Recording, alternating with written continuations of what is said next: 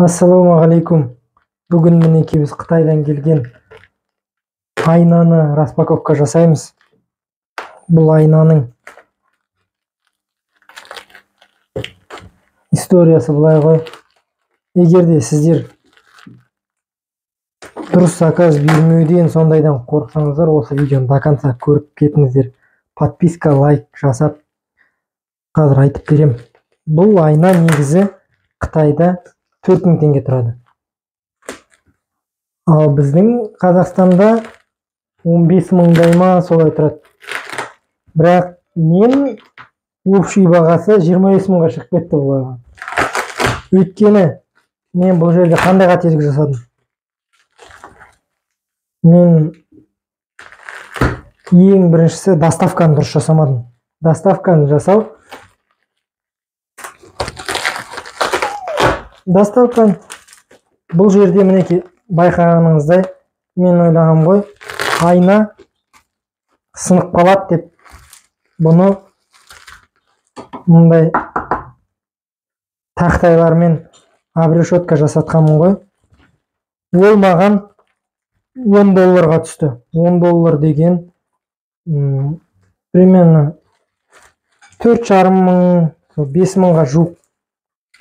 Өзі сол кезде айнаның екі есесі шығып тұр ғой. Бірақ та айнаның өзінде де ар жақтан салып жіберген кезде де сынбауын қарастырады. Сондықтан мынаны көрсетем, қалай қылып ораған. Мынандай қап, білмеймін, негізі керек болмайды. Дұрыстап аккуратно ашуға да болатын еді. Ол тіптен ұзақ болып кететін шығар. Қазір бұл жер енді ой-бой ұшып асықпай істеймін. Өйткені қазір пышақпен қадап алып отырсам. Такс.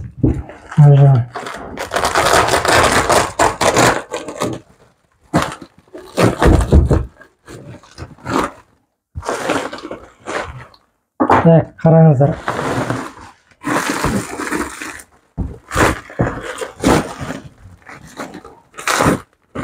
Бұл айна туралы енді мен сіздерге қазір көрсетем. Каспийда қандай тұратыны, бізде қандай тұратыны, қанша тұратыны. Маған қараңыз. Осылай олар упаковать еткен ғой. Олар еш кінәсі жоқ. Мен өзім айттым бұларға істеп беріңдер деп. Өйткені столешницаны бүлдіріп алмас үшін төсеп қойып қайтадан.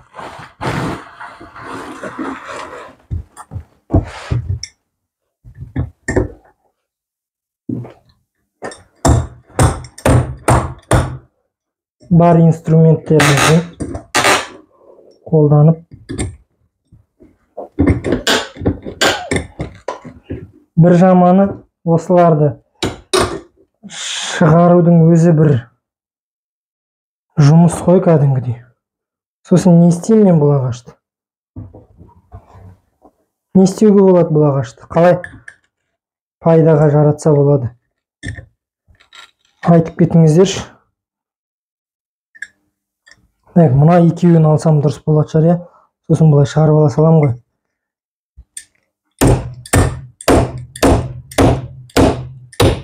Мәсі.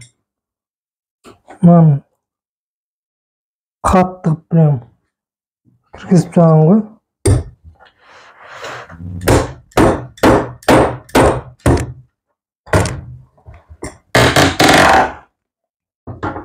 Бұл распаковкасының өзі ұзақ болып кетті ғой.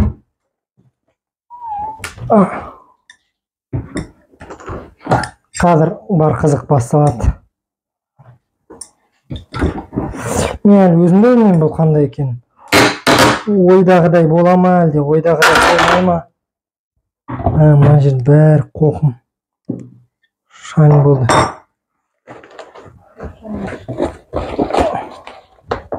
Ой, мынау дымқыл болған ғой, мынау. Бүйтіп жыртылып жатыр негізі. Бұлай жыртылмайды ғой.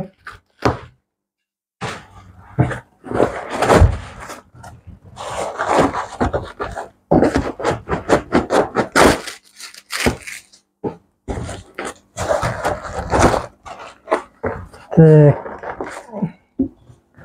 Жағынан итерейік.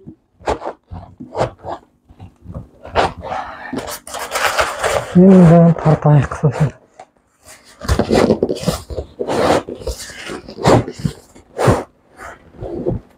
Мінекей, мынау 4,5 мың теңге тұрады. Еще мынау тоже 4,5 мың теңге тұрады. Алып тастайын.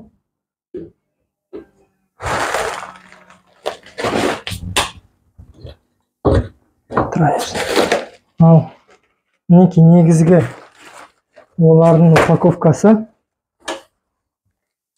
Егер де мен $10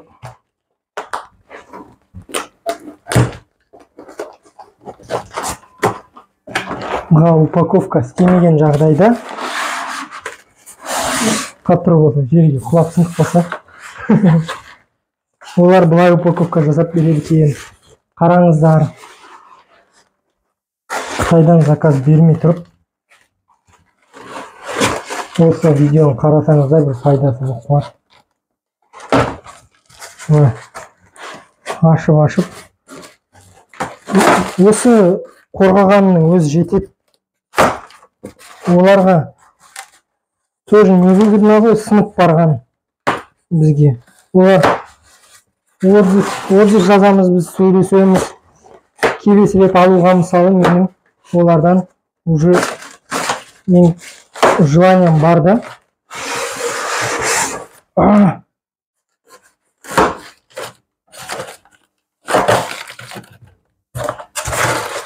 Опа-на, мінекей, қараңыздар.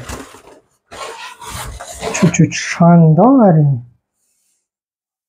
Мындай. Айна әр жағында. Так, маған қазір розеткаға тығатын керек. Фен тоже алдында фен заказ бергем, соның басындағысы осылай болған да, розеткасы мындай. Сол Қытай деген тек осы ғана минусы болады. Соған дайын болыңыздар. И сіздерде мынандай болу керек. Ол үшін. Так, қазір бұны біз қосайық.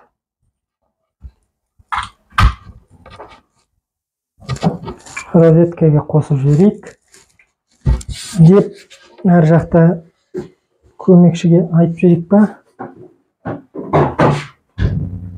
Или өзіміз сосын бұлай түсіріп паузаға баса тұрайықшы пока что. Қазір мен сіздерге көрсетем. Қараңыздар. Мінекей осындай айна бүйтіп басқанда жанады. Осы айна 50 сантиметрлік. Маған 25 мыңға шықты осы. Ал негізі Каспийда 15 мың. Мен осы салып кетемін осы жақта. Көресіздер видеода. Ал Қытайда 4,5 мың теңге. Егер де мен қателік жасамағанда, маған бұны біраз арзанырақ алуға болатын еді. Жақсы, сау болыңыздар, тіркеліп кетіңіздер.